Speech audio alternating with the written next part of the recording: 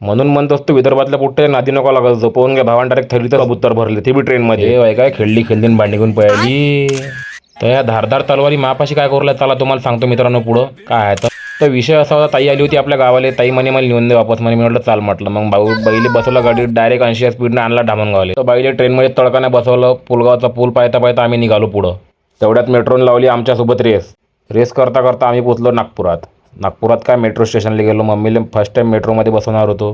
तेवढ्यात मम्मी म्हणे बाबू ॲटम मस्त आहे म्हणे. म्हणे थंड हवेत जाता येते मस्त म्हणे. मी म्हटलं मम्मी नागपूर होय नाही. तेवढ्यात घरी पोचलो बोलता नाश्ता झकलला. नंतर दिसल्या मला तर तलवारी यासाठी ठेवल्या होत्या घरी, कारण की सेल्फ डिफेन्ससाठी असणं आवश्यक आहे तलवारी आपल्या घरी. तर रात्री गाडी घेतली आणि डोक्यात हेल्मेट घातलं. कसा दिसत आहे रे बा मी हेल्मेटमध्ये.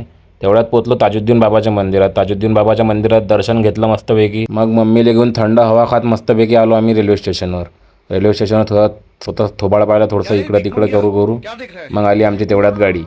तिथं भेटला मग मला पत्याच्या मित्राला डायरेक्ट कबूतरच भरली होती आपल्या थैलीत. मी म्हटलं अरे वा आपले पोट्टे कुठे न्यायच्या खरंच कामाची नाही माय भिन म्हटलं हुड. तर मग गोष्टी हाकलता पोचलो आम्ही धामणगावात. आपला माती काय गावात होता आणि त्याच्यानं मला पैदलच जावं लागलं घरी. तर चला बी पोट्टो भेटू पुढच्या व्हिडिओ. तोपर्यंत फॉलो करून घ्या बी बा.